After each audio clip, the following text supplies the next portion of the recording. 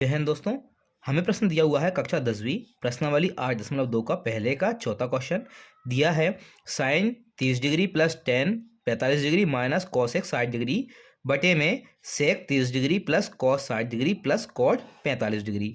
यहाँ पे हमको साइन 30 डिग्री का मान रखना है। तो साइन 30 डिग्री का मान होता है आपका 1/2 1/2 प्लस लगाएंगे टेन 45। तो टेन 45 का मान होता है हमारे पास 1 और माइनस करके लिखा हुआ है कॉसेक 60 डिग्री। तो कॉसेक 60 का मान होता है आपके पास 2/√3 2/√3।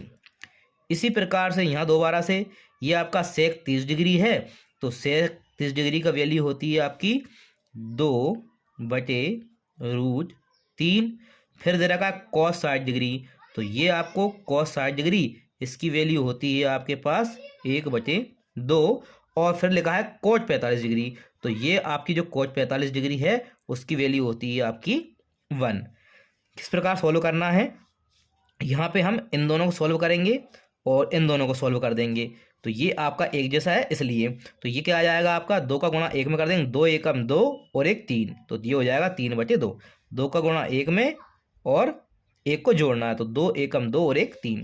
तो ये हो जाएगा 3/2 माइनस 2/√3 पूरे के बटे में ये आपके पास आएगा हमारा, ये आएगा 2 एकम 2 और 1 3 3/2। तो इसको हम पहले लिख लेते हैं 3/2 और प्लस लगा के हम लिखेंगे 2/√3। अगली स्टेप हम बनाते हैं। तो अगली स्टेप जो बनेगी इसकी क्या होगा, इन दोनों का एलसीएम आ जाएगा तो √3 का गुणा इसमें हो जाएगा। तो ये हो जाएगा आपका 3√3 और 2 का गुणा 2 में हो जाएगा। तो ये हो जाएगा -4 बटे में ये आ जाएगा आपका 2√3।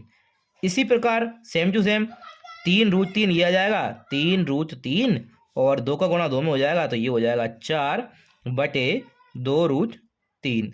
हम दूसरे से चौथी वाली वैल्यू को काट देते हैं। अब आपके पास क्या बचेगा, 3√3 - 4 बटे में 3√3 + 4। जब भी हमको नीचे रूट की वैल्यू मिलती है तो इसका हम परिमेयकरण करना रहता है। परिमेयकरण करने के लिए आपको जो नीचे वाली वैल्यू है उसके साइन को चेंज करके और गुणा करना है। तो गुणा ये आ जाएगा आपके पास 3√3 प्लस की जगह माइनस आएगा -4 और इसी प्रकार सेम टू सेम आपको यहाँ गुणा करना है नीचे। तो ये हो जाएगा 3√3 - 4। अगली स्टेप में इसका इसमें गुणा होगा तो ये आपका क्या आ जाएगा, दोनों माइनस के हैं तो हम इसको इस प्रकार लिख सकते हैं, सेम है। तो ये हो जाएगा आपका 3√3 - 4 पूरे का होल स्क्वायर, ये 2 बार है बटे में। तो ये एक बार प्लस में है एक बार माइनस में है। तो ये आपका फॉर्मूला बन जाएगा a² - b² का क्या होता है, एक बार ये आपका होता है एक बार a + b और a - b। ये आपका स्क्वायर में फॉर्मूला होता है।